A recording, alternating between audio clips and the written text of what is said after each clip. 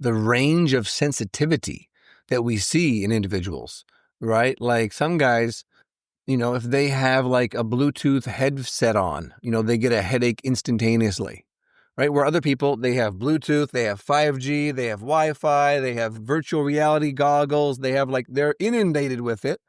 And either they just can't tell of the effect that it's having, or their body still has enough capacity to kind of resist and to not break down and to become overly sensitized to those things. Welcome to the Radical Health Rebel podcast. I'm your host, Lee Brandon.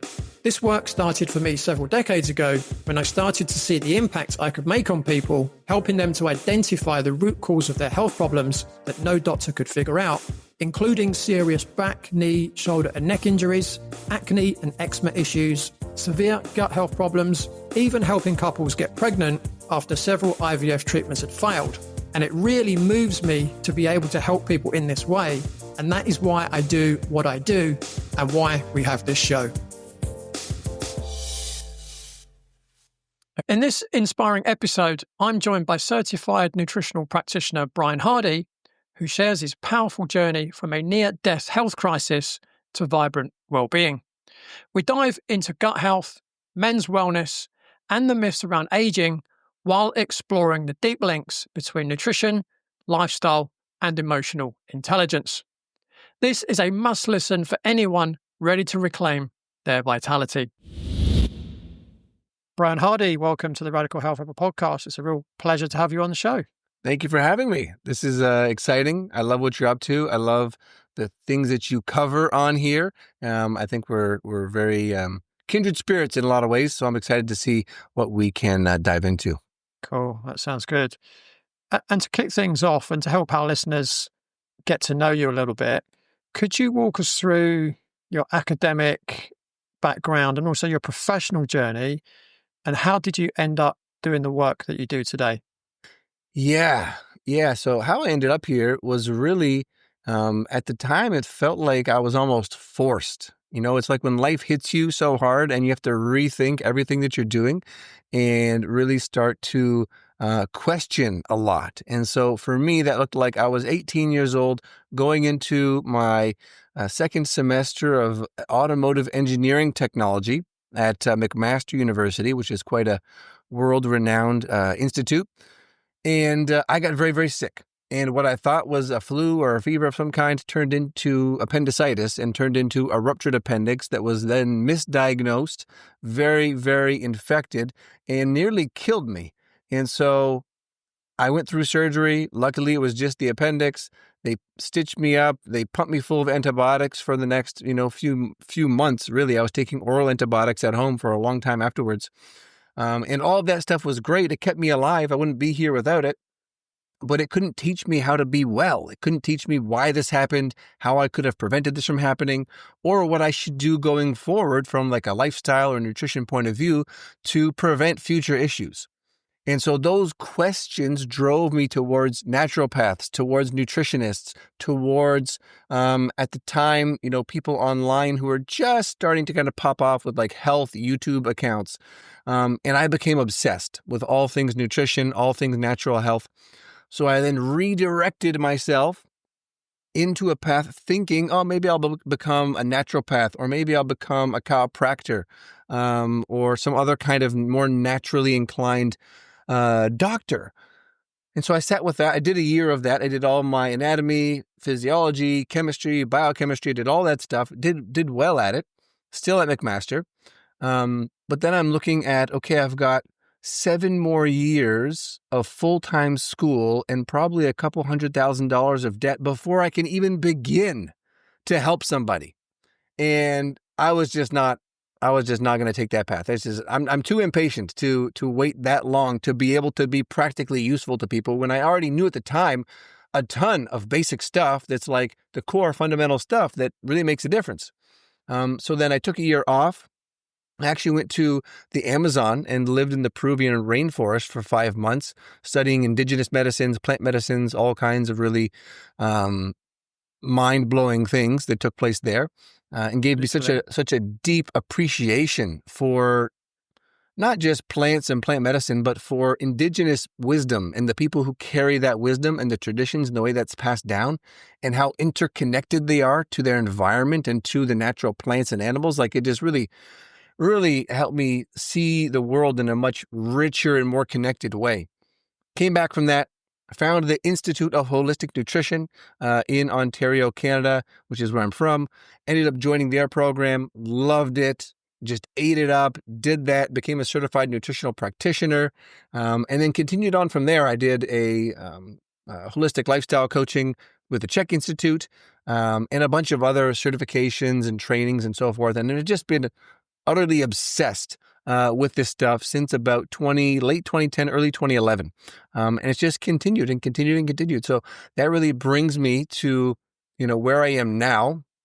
And it was in late 2019 after just kind of reflecting and seeing like, okay, where do I want to take things with this? Because I was very general before. From like 2015 through 2019, I was just general. I would help anybody. I would work with anybody.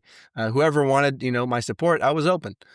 But at that point, I realized, okay, I've had a lot of experience personally and professionally in men's specific spaces, men's retreats, men's groups, men's circles, all these kinds of things.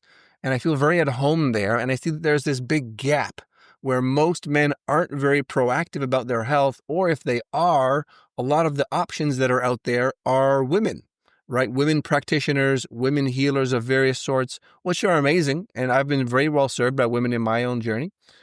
And it's just different, right? You don't get that same sense of brotherhood and understanding, lived experience understanding that you get man to man. And so that's when I became exclusively working with men.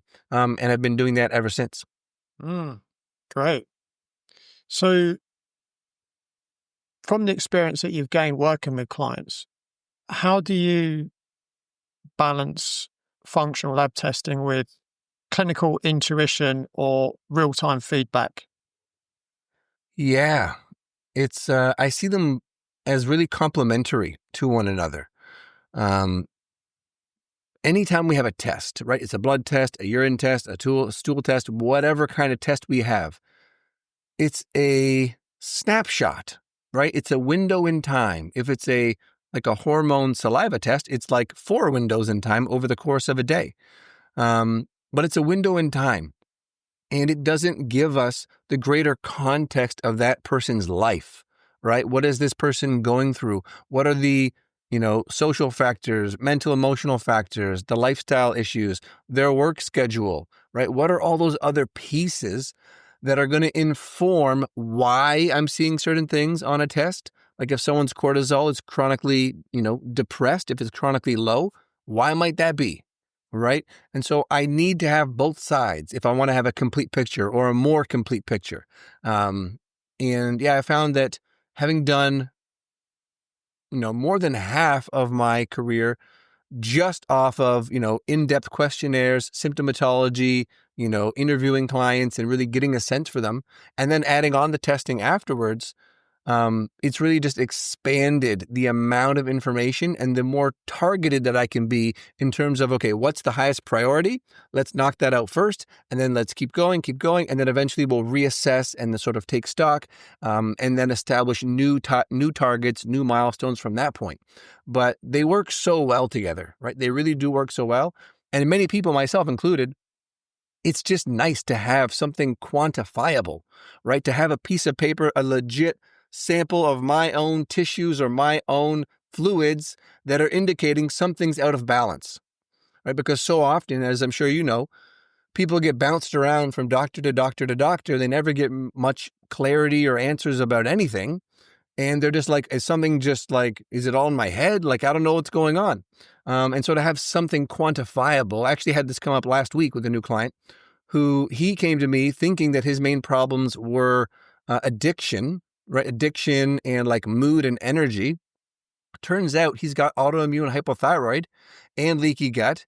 And his home environment is so EMF and tech heavy that's draining his dopamine. And so that's going to drive him easier towards addiction. And so it's like, if I didn't have those tests to confirm that he had thyroid antibodies, then I wouldn't have the complete picture. I'd be guessing. And so rather than guess, we like to, test and assess to get a more complete picture before I go and start trying to personalize anything. Yeah, it was the old Czech saying, isn't it? Without assessing, you're guessing, right? Yeah. Yeah, it's interesting. I look at, because obviously I've trained with the Czech Institute, I've trained with functional diagnostic nutrition, and what you're describing is pretty much how I work. And it's interesting because there's a lot of people that criticize functional testing, and I kind of understand what they're saying. But the way that, we're taught in functional diagnostic nutrition is that we're health detectives. And what we need to do, we need to lock down the crime scene, right? And we need to gather as much evidence as possible so that we can find the culprit, right? Or the root causes of someone's issues. And the way that I look at it is that, I always start with what we would call the 6 foundation principles with people. You've got to get the foundations right first. So positive thoughts, your breathing, your hydration, your nutrition, your movement, your sleep, circadian rhythms. And in functional diagnostic nutrition, we're kind of taught, well, you need to run a whole load of labs because you need to get all the evidence as soon as possible. And I completely understand that. But I generally don't do that. And the reason I don't is because I've managed to help so many people without testing as well, right? Again, get the foundations in place. And then if I need to do testing, then I'll say, right, okay. And again, some of our questionnaires that we're using, again, with the Czech Institute, particularly the health appraisal questionnaire, can pinpoint where it might be worth doing lab testing. It might be gut, it might be food sensitivities, it might be hormonal, it might be toxicity, And what I find is, I like to keep my clients' costs to a minimum, right? Yeah, I could say to them from day one, yeah, right, let's spend £6,000 on lab tests, right? But they might not need any of them. They might need half of them. So I try and go as far as I can, as cost effective as I can. But then, if need be, I might run further tests, right? Because again, without assessing, you're guessing. And sometimes those tests, as you were saying, can be really comforting for the person because, maybe they've been down that medical route and the doctor's kind of like, I don't know, just take these pills. You'll be all right, And it's good for me to know as well, right? Because quite often I can get a test result and it can really be the key that unlocks the door to finding the root cause. And then you can maybe change course a little bit to make sure that root cause gets addressed. And I think what I've just said is exactly the same as what you just said, just in a slightly different way. Yeah. And it's contextual, right? Because some people, and I had a guy I was talking to last week who's coming in and he just got married. He's going to start trying to have a child in the next little while. And so he wants to do, and he's not been very connected to his health or to his body. And so for him, he really wants to get a comprehensive picture, a quantified, comprehensive picture. He's also doing well financially, so it's not as much of a concern for him. And so for him, it makes sense. Let's do the tests. Let's get the full picture, and then we'll, see where we start. Do it again after 6 months. We'll measure progress. It'll be amazing. But for a lot of people, if they're not in that situation, for the longest time, I just operate on the principle of, okay, all of your symptoms are telling me that you've got, a candida overgrowth, for example, really common one. Or a parasite of some kind. Rather than figure out exactly which parasite it might be, let's treat it, because the herbs and the supplements that you're going to need to properly treat it are going to cost as much as some of these tests, and the outcome's going to be the same. We're still going to treat it, right? So I've done the same thing. We're going to treat first, see how far we can get. In most cases, you can get pretty darn far.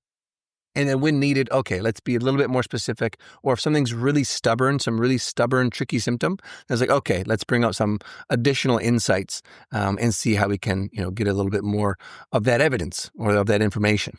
Yeah. And I think what a good strategy is as well is to offer the client the option, right? So you can say, look, we can go down this route, we can go down this route. This one might be quicker, but might be more expensive. This one might take a little bit more time, but it's going to save you money.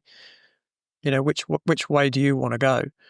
And yeah, I mean, if money's no object, it's probably a good idea to do all the testing up front, because you probably are going to get to the end result quicker. Mm. It kind of saves a little bit of trial and error, which again, trial and error is nothing. There's nothing wrong with trial and error. Yeah, Right? yeah.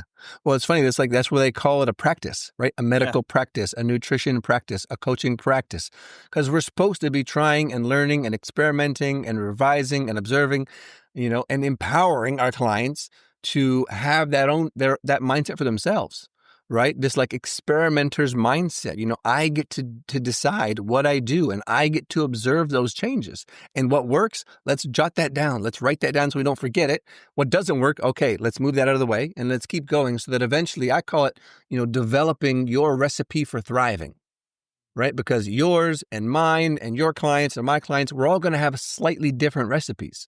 The foundations will be the same, but how we get there, how that looks, how that fits into our lifestyle, our work schedule, etc., is going to have nuances. It's going to have differences, and that can be a really fun process if we can see it as such, and not just like, oh, here's another thing to do, more things to do in order to feel better. It's like, no, actually, you get to steward this amazing thing we call a human body, and the feedback, the relationship that you build to yourself and to your own body is one of the most empowering things that I've experienced in this life. Is like, the more in tune I become, the more sensitive I become, the more I can just navigate whatever is happening and course correct and assess and mitigate this stressor and, make adjustments here, so that I never get really pushed too far back to where I was when I began this whole journey and get pushed into a crisis of some sort, right? We always just sort of course correcting and staying more in that middle ground. Yeah, it's interesting. As you were saying that, I was kind of thinking, I've worked with a lot of people with acne, but whilst the foundations are always the same, I don't think I've helped anyone with acne the same way as someone else. I think every route has been slightly different, but yet those foundations have always been the root of what we've done. And each one might have just taken a slightly different angle, and maybe. So we have the 6 foundation principles that I mentioned earlier, but for me, there is also things beyond that some people need as well. So you've already mentioned electromagnetic radiation, right? People need to minimize that. People need to, minimize their exposure to toxins. They almost certainly need to eliminate the toxins that have bioaccumulated in their body,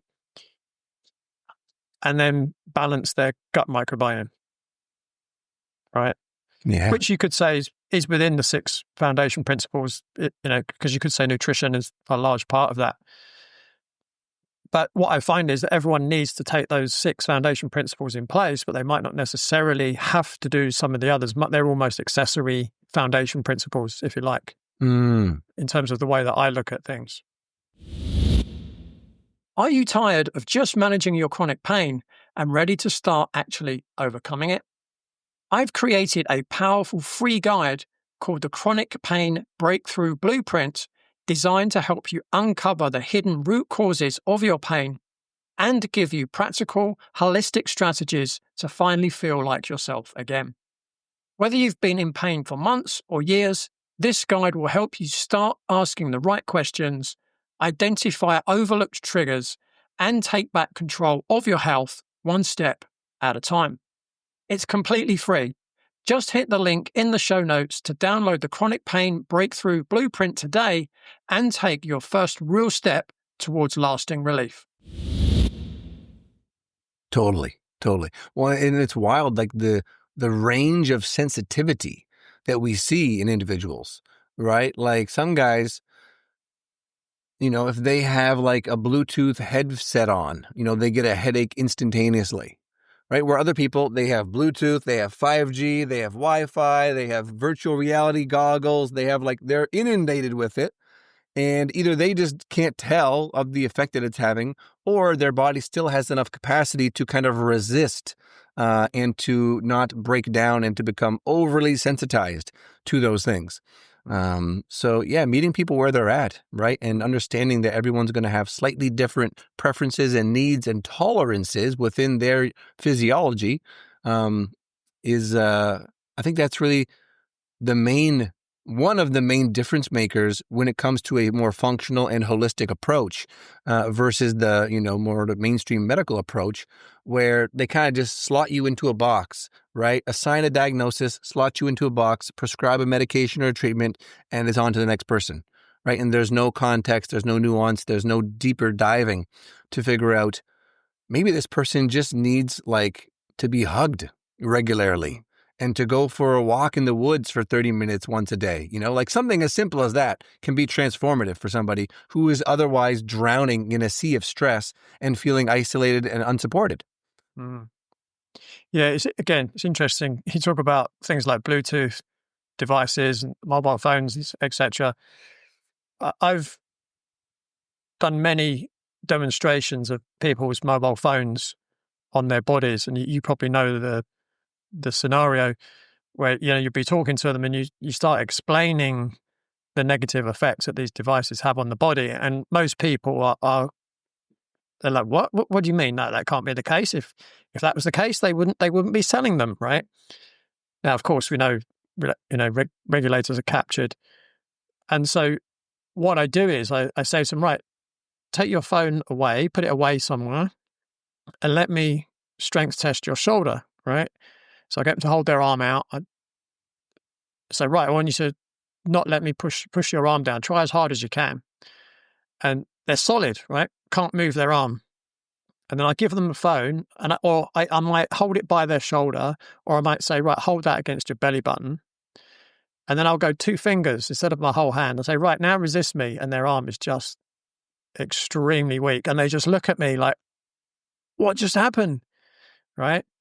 And that's just to illustrate the effects it can have. But the reason I brought that up is because, I've probably done that, 30 times, let's say. And I had one occasion where the guy was just as strong. Didn't make any difference at all to him. And I remember I did some training a long time ago now with the body talk system, Dr. John Veltheim.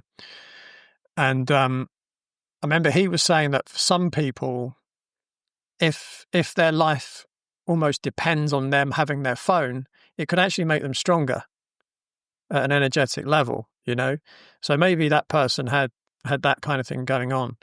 But I think also, certainly this is what John Veltheim said when he was with us. He's not with us anymore. But, he would say that the human body would actually adapt to that technology after a while. I guess like we've adapted to having electricity in our homes, right? I'm sure you're aware when electricity first started going into homes, cancer rates went through the roof, right? And then when radar came out, cancer rates went up again. And then when mobile phones first came out, cancer rates went up, 3G, 4G, 5G, but over time, it seems like our bodies do slowly adjust to that. But I'm going off a little bit of a tangent now. Yeah, well, it's a fascinating thing to look at, right? Because it's like the whole stress bucket analogy, right? If you've got the capacity in your bucket to deal with whatever the next stressor is, then you're unlikely to have symptoms. You're unlikely to develop some sort of disease or condition or whatever it is. And so as long as we're checking the other boxes and those other foundations are solid, or by the grace of God, some people just have like an iron constitution, right? They can just take all the abuse that they want and they just don't seem to be affected. But it would make sense that as we are continually exposed to these things, that, our bodies would adapt and adjust. Mm. Yeah, I guess the question is, are our bodies going to adapt quick enough to the technology that's coming out quicker and quicker? But that's a whole nother episode, I guess. Yeah, well, and just real quick, before we move on from there, I just want to have people think about how much better they might sleep or how much more refreshed and calm they feel after like 3 nights of camping, 3 nights of camping, right? Versus being at home in their, wherever they live. Because we did this wasn't even camping. We were just in a log cabin, which happens to be, not much dirty electricity coming through those walls and very weak signal in terms of Wi-Fi, cell phone, etc. And my dreams were so much more vivid that when we came home, I decided to start flipping the breaker to our bedroom, right? So I'd flip the breaker, unplug the Wi-Fi so that there's no electricity in our room whatsoever. And in that particular house, there was circuits running right behind where our heads went on the bed. So not ideal. And it's palpable. It's noticeable, right? So even though we've been around electricity for, I don't know, more than 100 years now, it still serves us to minimize that exposure when possible, because it's like, why not remove more stressors from the picture just so we can have even more of that regenerative capacity? Mm. That just reminded me, actually, back in 1991, I went on a leadership training course in Wales, in a really beautiful part of the country. And it's kind of where the SAS train. And we were doing. It was like what's that TV program that Donald Trump used to host? The Apprentice. The Apprentice. That's it. Yeah. So it was kind of like that kind of thing was going on, and I was the leader of our team, and it was the next day we had to do all these things, and we had to do a presentation, and they said, right, if you sleep in the woods, the whole team, you get extra points. So you had to decide, do you sleep in the hotel, in the nice, comfortable hotel, or do you sleep under a bivouac in the woods? And it had been in pitch black as well, right? There's no lights, nothing. So I spoke to the team. There's males and females. And I was like, what do you reckon, team? And they were all like, what do you think? I said, well, I'm happy to do it. And they went, yeah, let's do it. Interestingly, the other team didn't. They stayed in the hotel. So anyway, this guy takes us out in a Land Rover, helps us set up a bivouac, and I think there was 8 of us in sleeping bags, kind of all hunched up together. And literally, as soon as we closed our eyes, all of us just off to sleep, bang. And all of us slept unbelievably well. And then as soon as the sun started coming up, we all just woke up, and that's probably the best night's sleep I've ever had. Yeah. Yeah. It's amazing. It's amazing. Yeah. Yeah. I mean, it's almost like, more people should try that kind of thing, because I'm sure if people are struggling with health conditions, that kind of thing would probably help quite a lot. Yeah. Especially somewhere like that. It's just, it's in the middle of absolutely nowhere, which is why the SAS train there, right? Yeah. It reminds me of a couple stories, but one of basically, the only way to, unless you're doing muscle testing, you're doing, things like you're doing, or an energetic testing of different kinds, the most practical way for someone to see just how much of an effect all that signal and electricity is having on them is to do just that, is to go off the grid, to go out there beyond the signal, beyond everything, and camp out for a night or 2 or 3, whatever you can, fit into your schedule. For some people, they'll be like, well, that's ridiculous. I'm not going to take time away to do that. And it's like, well, first of all, you're going to feel fantastic. You're going to be very pleased that you did that, because it's such a gift to yourself to just have that time and space. But then if you notice that nothing else changes, bring your regular food with you, bring all the things you consume, your supplements, whatever, bring all that stuff. So nothing else really changes except your environment, right? And then you'll be able to tell, is it my home that's like sickening me? Is it maybe mold in the walls, or is it the EMF? Is it the signals that are really having more of an impact than I would have imagined? We moved out of Toronto right as COVID began. Best decision ever. And so grateful to have been able to do that. As I know, not everybody was able to relocate. But so we moved out of the big city right as COVID began, and then the 5G rollout happened after that. And every time we would drive back to the city, which was fairly infrequently, about an hour away, we get into the suburbs, we get into where it's more built up, and you just feel like this energetic density just kind of hit you. We call it like the grid, it's like the dense grid that's just there, boom. And it's a palpable thing, right? And people feel it, and you really notice it after you've been out of it for a while. And people would come and stay with us. And I mean, we're both in a place where it's quite pristine in terms of the energy, and it's very peaceful. And we've got energetic harmonization devices, scattered throughout. But people come and they just sleep like they haven't slept in a long time. And they just feel so restored. And it's like, yeah, because, all these things have an impact. So it's, certainly if you've been struggling, it is well worth the time and effort to at least eliminate that as a potential. Yeah, that actually reminds me. So I lived in London, all my life, apart from 1 year when I lived in Australia, but I moved out of London 5.5 years ago. And about 13 years ago, I noticed my eyesight started to get worse. And then I moved to the countryside and my eyesight's got better. Yeah. I'm guessing because I'm just not seeing straight lines all the time. I open my curtains in the morning and I can see the river and I can see trees and I can see birds and swans and ducks and geese and, it's not bricks and windows. Yeah. Well, and I'm imagining you also have farther distances to be able to focus on, right? Yeah. Which is like the big thing. It's like take a break from your screen and look at the farthest thing you can. Yeah, it all has an impact. It really all has an impact. And so much of the struggle when it comes to health, a lot of it, I don't know what percentage, but certainly a lot of it can be linked back to the really disconnected and unnatural ways that we tend to live in cities.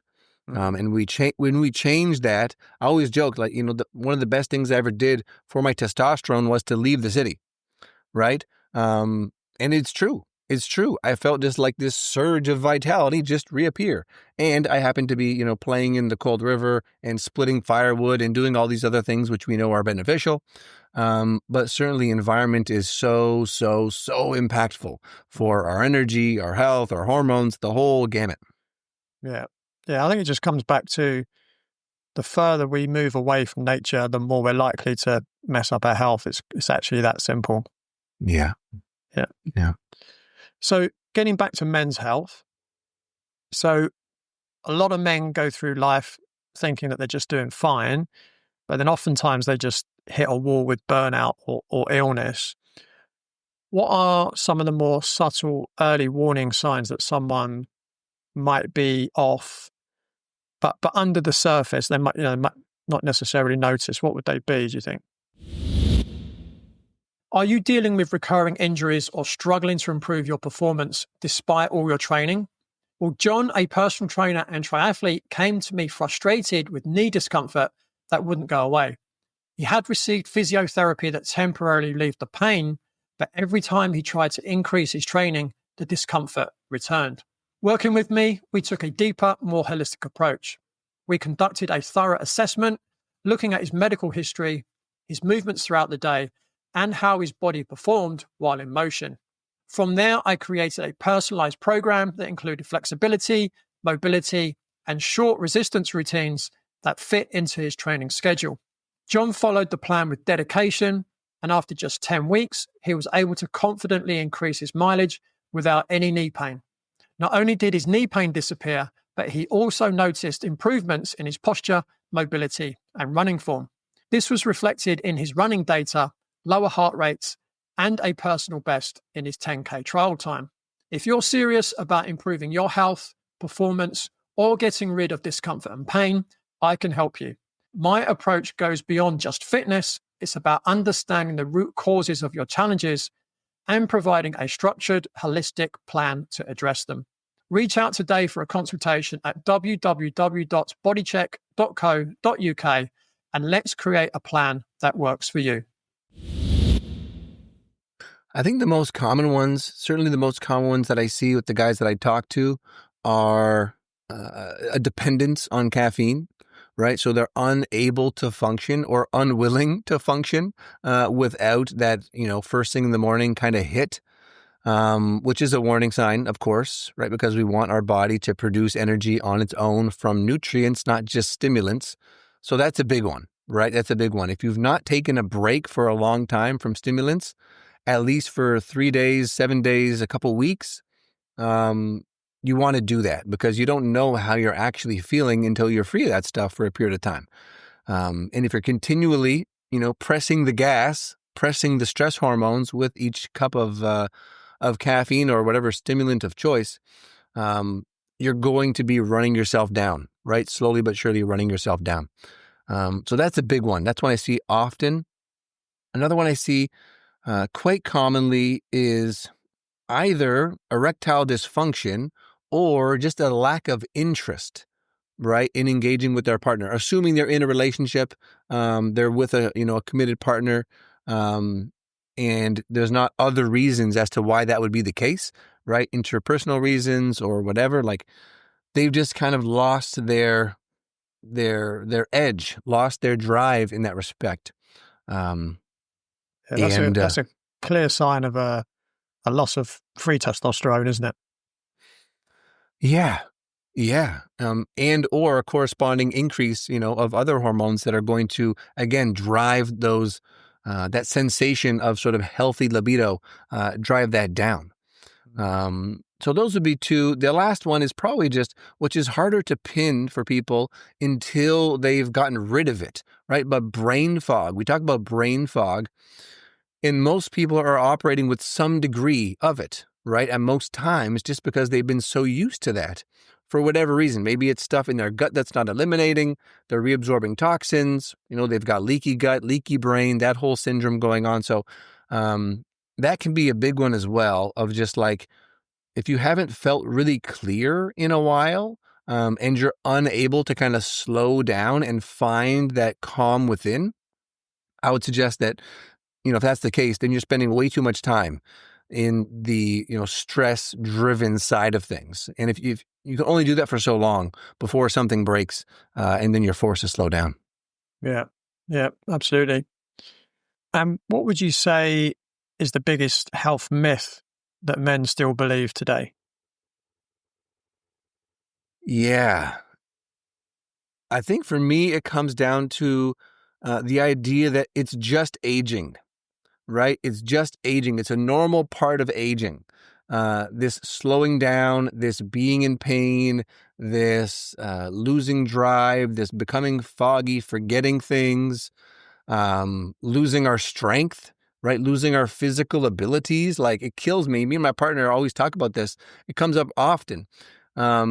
People planning, and I understand why they're doing it. I'm not knocking them, but it's the mindset, right? So people planning to live in a place with no stairs, right? I don't know if I'll be able to do the stairs when I'm 70, so let's have a flat.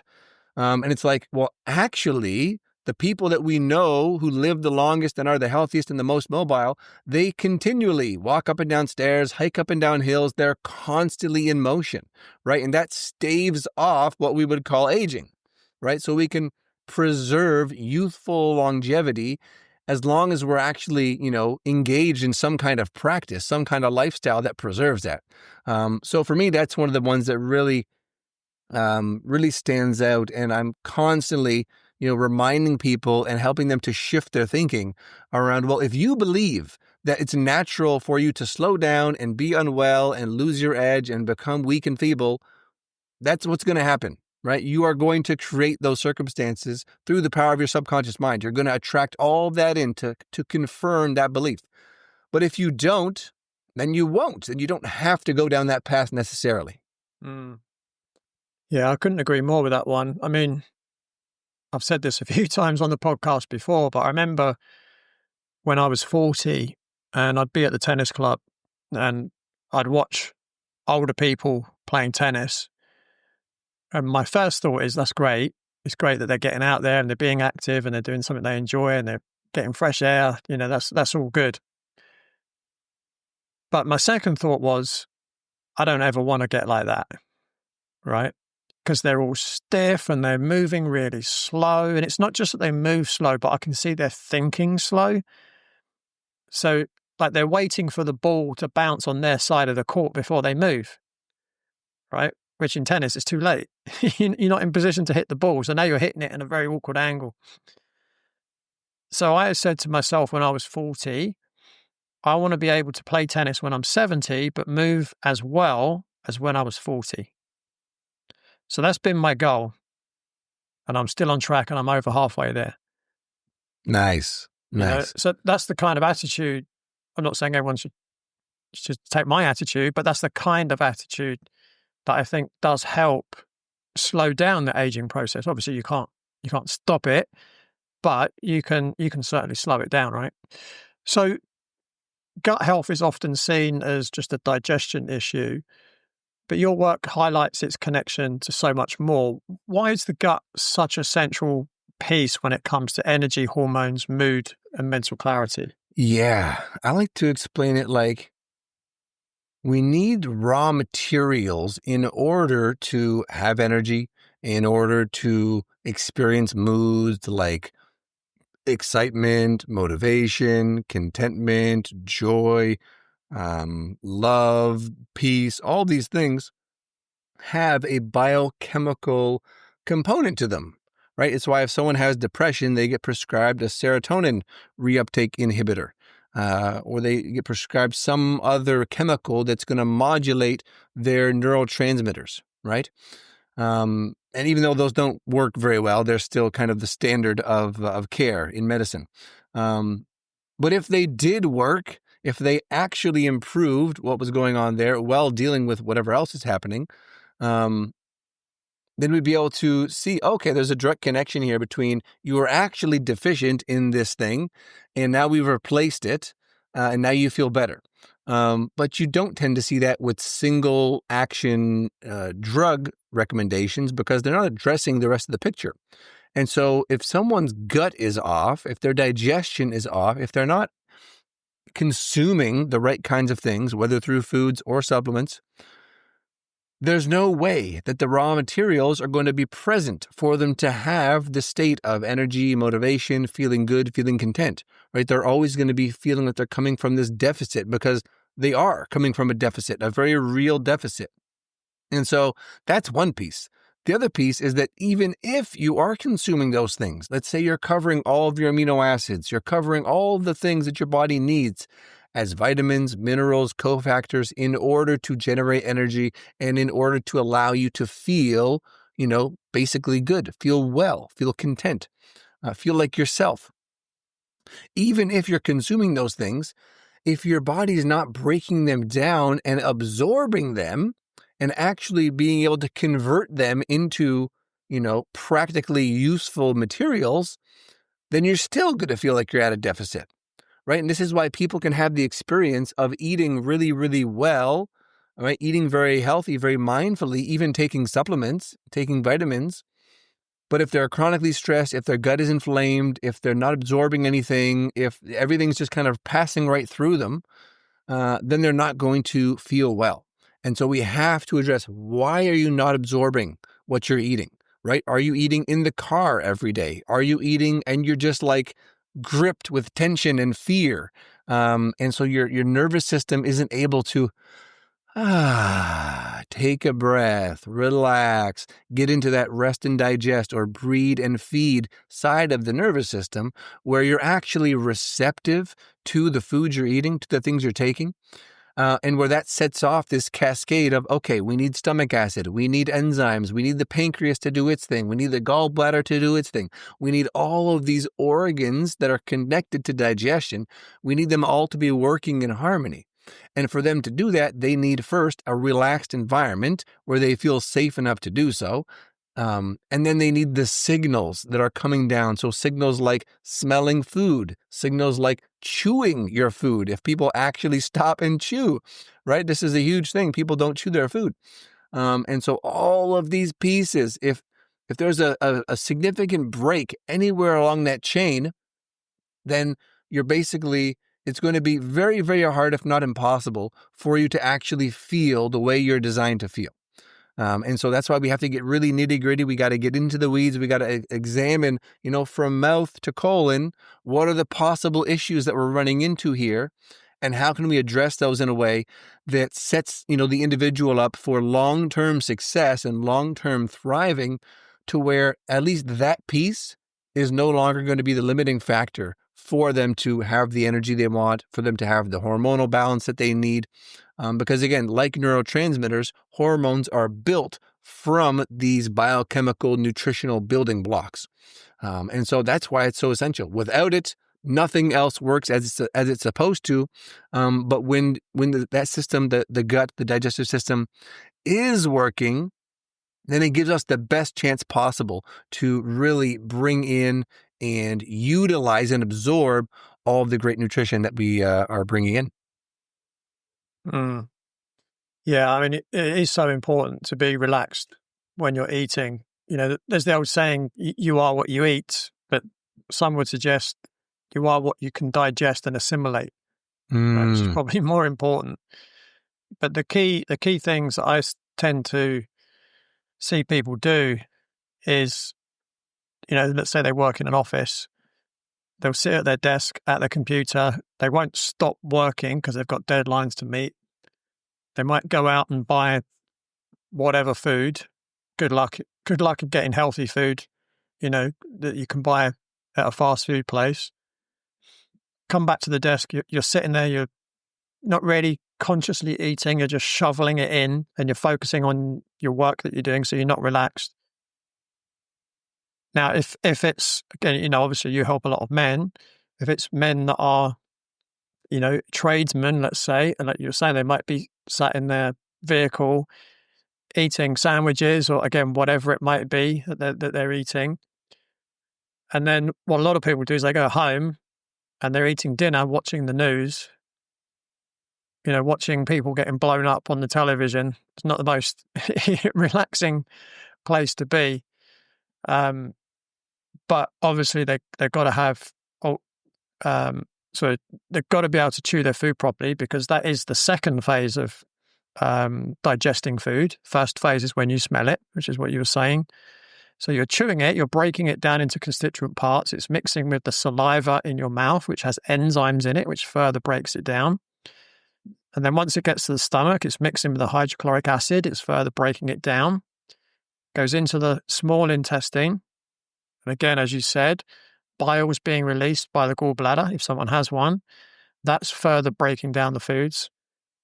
And then when it gets to the colon, now what you need there is a nice gut lining, as you do in the small intestine, but also a good balance of microbes to extract all the nutrients that your body needs. So it's quite a complicated process, but to get it right is actually quite simple. Yeah. And again, it's going back to nature. It's being in that relaxed state, but it's eating foods that hopefully our ancestors would have eaten 200 years ago. Yeah. Right? I would say if your ancestors weren't eating it 200 years ago, you probably shouldn't be eating it either. Yeah. Yeah. And it reminds me, one of my most sort of satisfying moments as a coach was I have a guy who was working very long hours, 50, 60-hour work weeks, big firm, climbing the corporate ladder, doing his thing, and doing great at it. And obviously he came to me because he needed support. He had some serious gut stuff going on and was ready to get a handle on it. And I remember one time it was like 7:30 or 8 p.m. in the evening, and he sent me a picture saying, working late today, and I took a break. So I moved away from my desk. He went to the nice corner office. He's the only one in the building at this time. Nice corner office, big, expansive view. He's got his feet up on the chair. He's got his meal. And he's like, I took the time to just chill and just eat. It's like 20 minutes, whether I spend it here eating and being fully present and relaxing and recharging and then go back to work. Like, I'm not going to get anything more done by trying to force my way through it. But I am going to miss out on all of this potentially good nutrition if I do that, right? I'm only going to get a portion of it. And it's like, as you said, those simple things like that. Anytime I had a job, when I was able to, before I worked for myself, I would always go outside for lunch, right? Outside, bare feet on the grass, in the sunshine as much as possible, because that's my chance to recharge. Right. And obviously the sun is its own kind of nutrient, but as is grounding, as is being connected to the earth. But it's like, as you said, it can be very simple, right? What looks like primitive or what you might do when you're camping, right? Very relaxed. I'm going to sit outside. I've got my shoes off. I'm in the grass. I'm at the picnic table. Um, and it's a very different environment, and it's very different signaling that's going to your system versus, just being hunched over a computer, as you said, shoveling it in. And all it takes is a little bit of awareness and a different choice, right? Let me just try something different. If you're already not feeling great, what do you have to lose? Really, right? It's so worth that experimentation. Yeah, for sure. So for men that are listening right now, they could be feeling low on energy, foggy brain, or just generally flat. What would be one simple, powerful change that they could make this week to start turning things around? Meet Billy, a semi-professional rugby player who endured 3 years of recurring injuries that derailed his performance. Billy suffered sharp pain, swelling, and tightness in his right leg, making drop kicking and punting agonizing. He also had groin pain that restricted his movement and pins and needles down both arms that worsened while driving. Despite trying sports massage, stretching, and acupuncture, his injuries always returned, forcing him to take weeks off after just a few matches, a frustrating cycle for any athlete. That's when Billy decided to work with me during the off-season. I designed tailored stretching and strengthening programs to address his specific issues. Now halfway through the season, Billy hasn't been injured once. He's kicking further, running faster, and cutting off one foot better than ever. In Billy's words, I've never felt so sharp and strong. If recurring injuries are holding you back, reach out today for a consultation at www.bodycheck.co.uk and get back to performing at your best. Yeah. Well, and I might cheat here a little bit and give two, because the first one that always comes to mind is just to chew your food, right? Which we just talked about, is just to chew the heck out of your food. Pretend that you're trying to make baby food, right? You want it to be like a puree in there before you swallow. And I know it's not easy. I had to reprogram myself when I had a small bowel obstruction, which was years ago now, my first one. I had to reprogram myself to do that just so I didn't have chunks of food that was going to, cause a blockage in my intestines. So I had a strong pain signal to help me rewire that. But it will take at least a few days of really conscious effort to overcome that habitual chew, swallow, and make sure that you're actually breaking that stuff down. So if you're not doing that, just doing that, adding a few deep breaths before your meal also can be transformative. 5 to 10 belly breaths, nothing crazy. You can do this anywhere, right? You can do this in the car. You can do this at a restaurant. You can do it anywhere. But just that little pause, right? That little intentional pause to become present with what is, in many cases, a literal miracle of food that has appeared before you, right? It could be assembled from ingredients across the planet, right? And here it is. How many hands did it have to go through? How many people were involved in bringing it to you? And giving thanks for that, I think, is really, really helpful and really, really important. So that's kind of 2 in 1. Both of those, if you're not doing them, are absolutely going to make a difference. The last piece, or the other piece I'll just sort of tack on to that, would be to have some sort of unplugging routine in the evening, right? So whether it's an hour before bedtime, it's 30 minutes before bedtime, whatever it is, have some kind of routine where you're unplugging, you're dimming the lights a little bit. Maybe you're lighting a couple candles. We use a lot of salt lamps, right? So they have a nice warm glow to them. You're changing the lighting, you're closing the laptop, you're closing the screens. If you are being exposed to screens or lighting, maybe you've got blue blocking glasses on. And so that intentional wind down in the evening, which is going to set you up for much better sleep, which then is going to set you up for a much better morning and next day. That would be the other piece that I would suggest. If you're not doing anything right now, bring some intention to that part of your life. It will really, really pay you some dividends. Yeah, absolutely. Two of the things that I was taught when I was going through my training at the Czech Institute is chew your food until it's liquidized. That's one way. Or another way is chew your food at least 30 times before you swallow, Mm-hmm. right? So you could try, you could do it either way. I mean, I tend to try and liquidize my food. That's how I do Mm-hmm. it. But for some people, you say, right, I need to chew it 30 times. And when people do it for the first time, they're like, wow, like I was probably chewing it 2 or 3 times and then swallowing. And then they get to about 15 and like, oh my God, my jaw's starting to ache, you know? Well, what does that tell you? Right? If you don't train a muscle, it gets weak, right? So that would be one thing. And it's quite interesting talking about sleep. It's pretty much exactly what I do. So I rarely ever turn on my indoor lights at home. So when it gets to dusk, I'll turn on salt lamps and I'll put my blue light blocking glasses on. As I've said a few times on the podcast before, sometimes I'll walk into things at night in my apartment just because of blue blockers. I do block, a lot of Yeah. light, right? So if something's dark, like if it's something black, I might walk into it and oh, what's that? And then I just laugh at myself.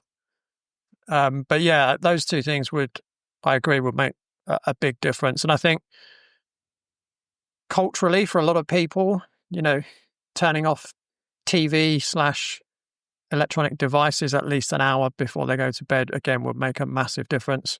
And particularly for men, I'll tell you a quick story.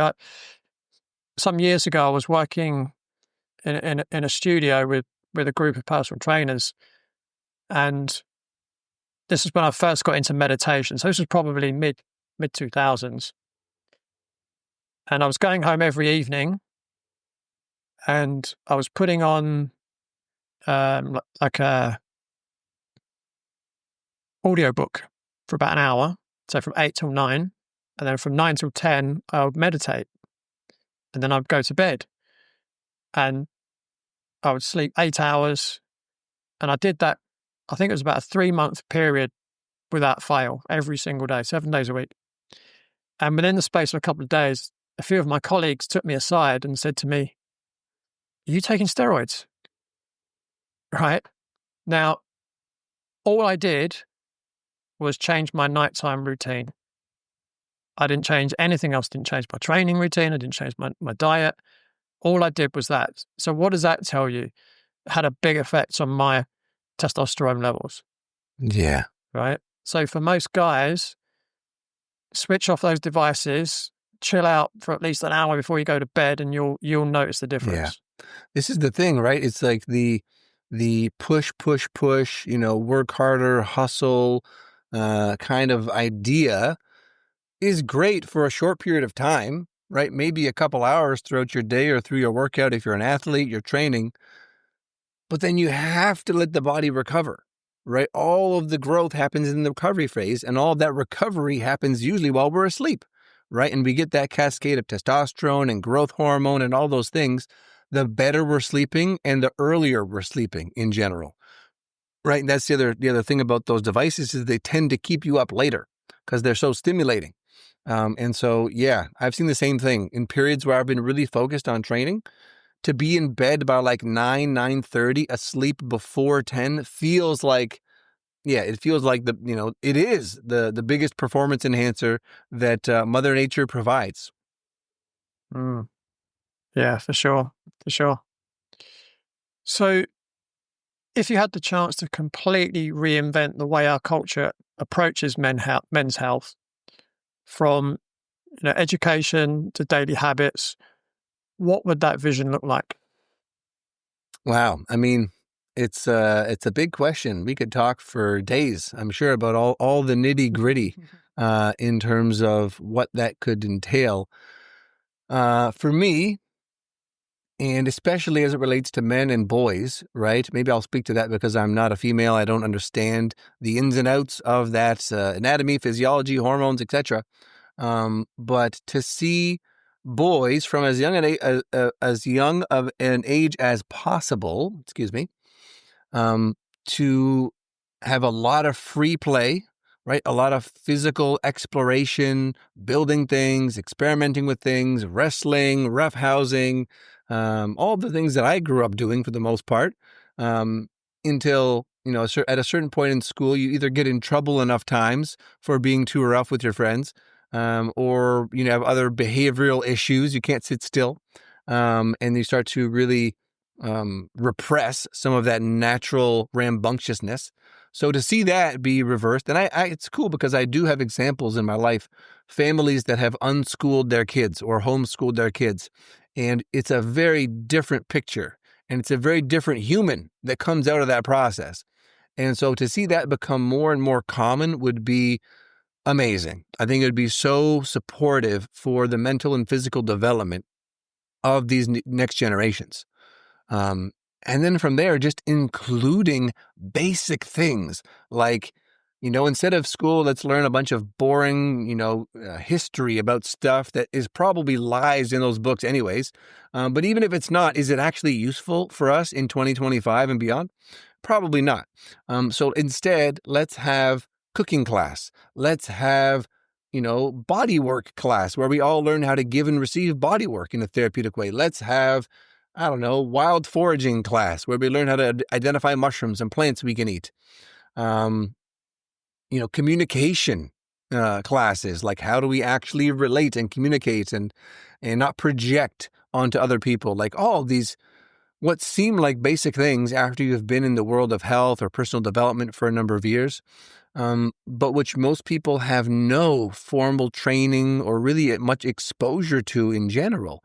And so if we could have those things be installed at as young of age as is appropriate, I'm quite certain it would eliminate a whole ton of chronic health conditions, mental health conditions, and this like stunted growth and stunted development of these young men and boys and older men who have otherwise become just conditioned by a very archaic and outdated and inhumane system, right? That doesn't want to see them flourish necessarily. It's, those systems and institutions are not incentivized to create flourishing, free-thinking, healthy humans.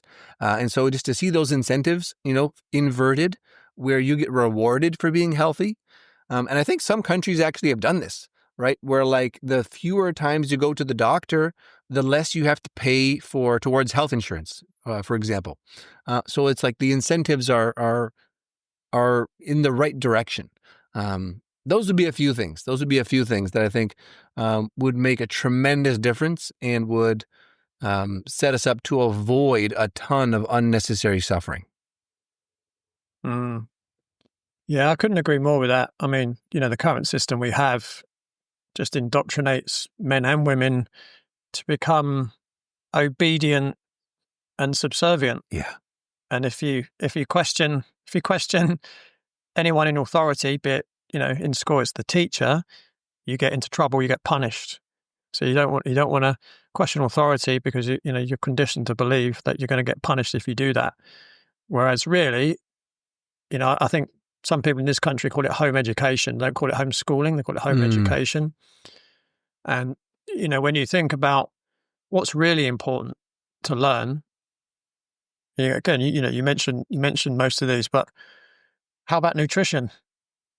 How about how to exercise properly? How about how to grow your own food, right?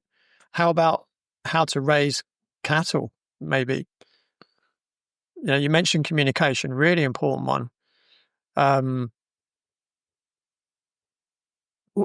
to manage money and what money really is. We don't actually have a monetary system. We have a currency system, and that's a whole other podcast. So yeah, that kind of thing would be great. But it's interesting in my mind, as I was asking the question, in my mind, I had this vision of lots of mud huts with tribes people living in the mud huts, just one family in each mud hut, everyone chipping into the community. That's kind of the vision I had in my head. When you look back, there are still purely hunter-gatherer tribes in the world today.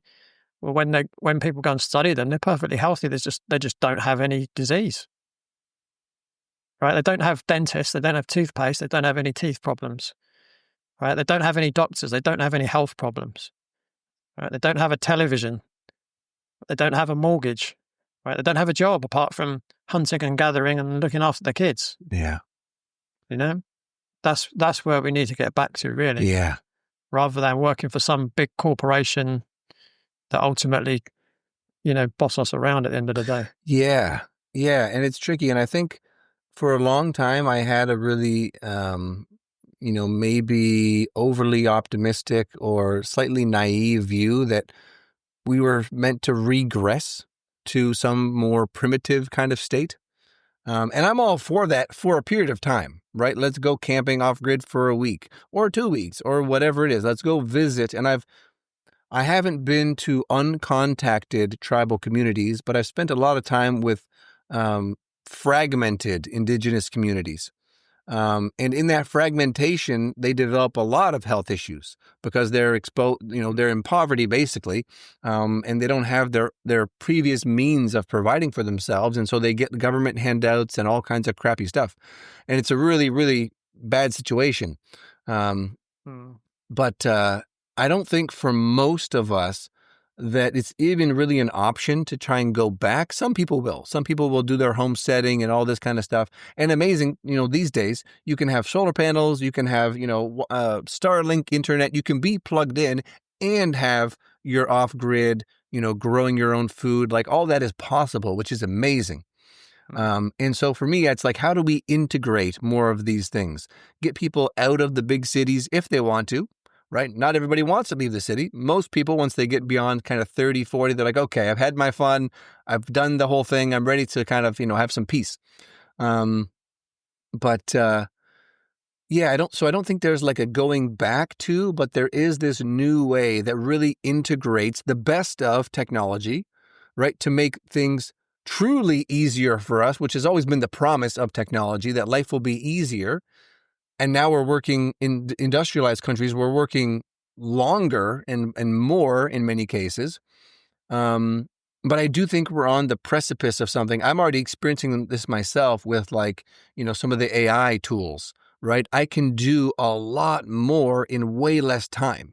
And so that is literally giving me back more time and energy, and potentially, funds to then go and invest into something else. So I do see that we're approaching this time where we really can have technology start to work for us, and we can engage with it mindfully to build a more integrated way of life, right? So we can still work however we want to work. Maybe we want to be online. Maybe we want to be in person. Maybe you want to be out in the forest cutting down trees, right? Whatever floats your boat. But then you can still have the ability to connect and to be plugged in when you want to, and enjoy the comforts and conveniences of modern society. Because I tell you, after 5 months of living in the jungle and, having to haul water from a river and purify it and boil it, I feel like there's a lot higher value things I can do with my time than haul water, right? So I don't want to be stuck there. So let's have a pump. Let's have a purification system, right? Let's be a little bit sophisticated about these things and not waste all of our time with just the basic survival. And I say waste time because, at least for me, I know there's bigger and more exciting things that I want to be part of. But that's not true for everybody, right? And so, and it is really relaxing and meditative to be forced to slow down and to be forced to fetch water, right? To be forced to chop firewood or collect firewood, right? All those things are great. And I like to sprinkle them into my life, but I don't want to be in a position where I have to do those things in order to survive, because, then I'd have no time to connect with people like yourself or to serve people from all over the world remotely.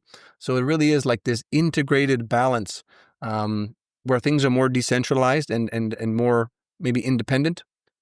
And then we can choose to come together and collaborate, and really create a much brighter and healthier future. That sounds great. Let's hope we can make that happen. I'm optimistic. Yeah, And I think we've got to have at least a part of us that's optimistic. Otherwise, the future's not looking great. Yeah. And I do remind folks, because I have a lot of friends who sometimes get lost in the doom and gloom of like what's happening, World War III, all this instability, and people just like not seeming to get it, right? Like a lot of people just not seeming to get what's going on. And what was the quote? It was a John DeMartini quote, which is basically, truth is always in the heart of the masters, not the minds of the masses. And, the narrow path, or the middle way, as it's been called in many traditions, is narrow for a reason. Not many people choose to walk it, right? Because it's not easy. It's not an easy path.